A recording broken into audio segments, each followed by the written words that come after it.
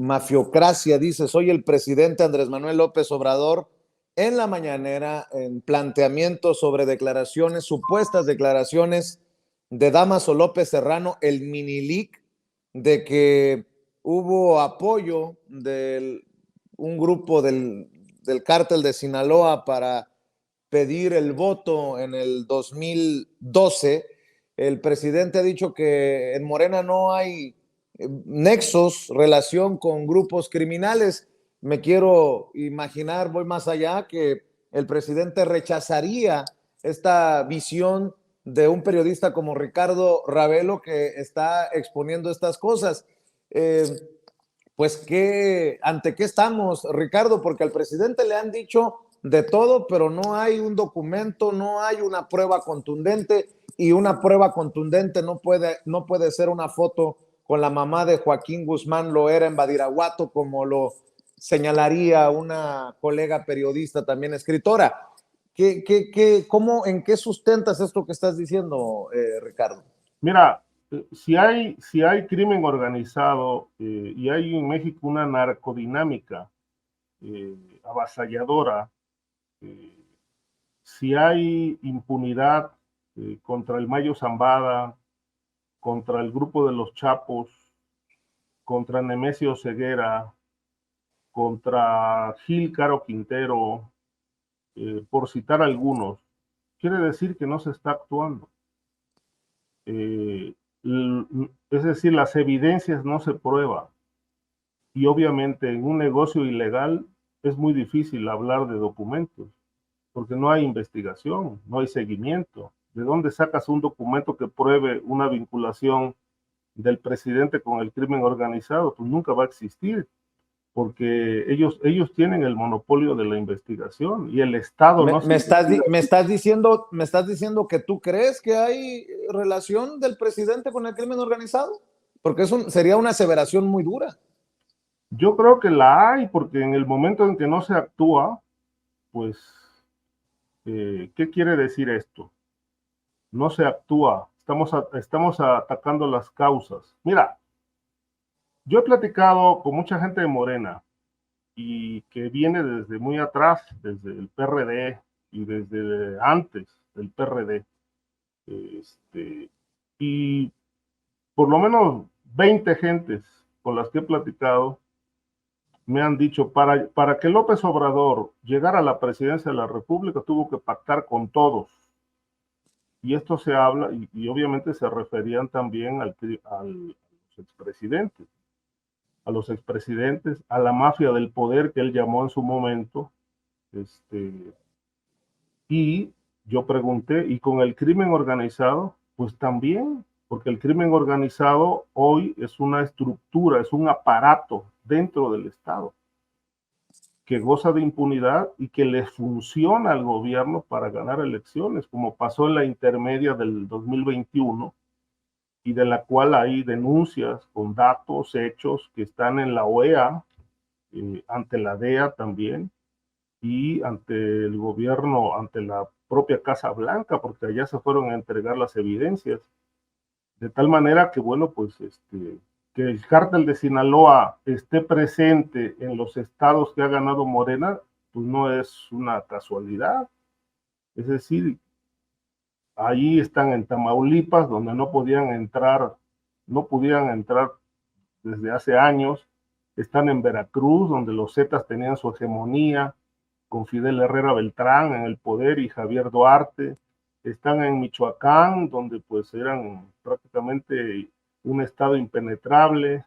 Están en Sonora con Durazo. Están en Baja California. Es decir, tienen prácticamente ya todo el control del país. Ahí donde ha ganado Morena ya está Sinaloa. Esto, dices, bueno, esto no prueba nada. Sí, pues no hay un papel que diga, sí, a partir de tal se va a instalar el cártel de Sinaloa en tal lado. Ahí están los hechos. Y esto no propiamente es una coincidencia, es una negociación. Pero el cártel de Sinaloa estaba mucho antes de que Morena gobernara, Sí, Ricardo. pero no Incluso desde que antes de que llegara a Palacio Nacional Andrés Manuel López Obrador. Sí. Si tú has hablado con tantos y nada más tienes la versión de personas que no revelan nombre y apellido, ¿cómo darle validez, peso a algo así? Hay que leer el tablero político hay que leer el tablero criminal para entender el tablero político. Y yo creo que el tablero criminal nos dice muy bien cómo están las cosas. Te diría, por ejemplo, seguramente el día 10 van a destapar a Rocío Nale como candidata de Morena en Veracruz. Y me enteré hace poco que ya tuvo una reunión con gente dedicada a negocios no propiamente legales, con la que se pusieron de acuerdo para financiar su campaña. Y esta fue una reunión hace no menos de un mes en un hotel del aeropuerto de la Ciudad de México. Es decir, lo primero que hacen estos hombres que van a aspirar a un puesto importante como una gubernatura es ponerse de acuerdo con el crimen.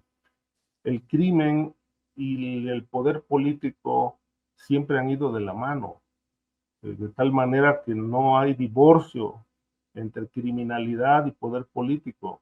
El corazón del crimen organizado está en el poder político. El discurso es otro, pero los hechos son los mismos. Hay violencia, esta no se detiene. A 5 años de distancia, con esto que dice el presidente, que han ido atacando las causas, pues por lo menos ya tuviéramos resultados, ¿no?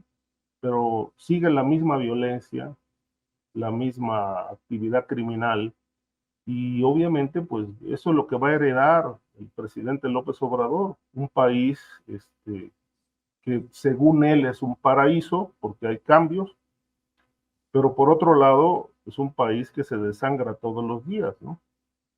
Con un elevado nivel de corrupción, que él dice que ya no existe. Por ejemplo, ¿de qué casos de corrupción hablas? Sé del caso de Segalmex, pero ¿de qué casos de corrupción hablas? Bueno, ese es uno y muy evidente, ¿no? Casos de corrupción, los negocios de Rocío Nale en la refinería de Dos Bocas, toda la actividad de subejercicios que hay en los gobiernos de los estados, donde están regresando dinero que no ejercen y que todo este dinero está, pues obviamente, cubierto por la opacidad, porque no se sabe su destino. Hay muchas versiones, ¿no? Se habla de que todas estas cantidades que regresan los gobernadores, presuntamente porque no los ejercen, lo que quiere decir es que tienen la orden de no hacerlo para regresarlos porque los requieren para seguir comprando voluntades a través de los programas sociales.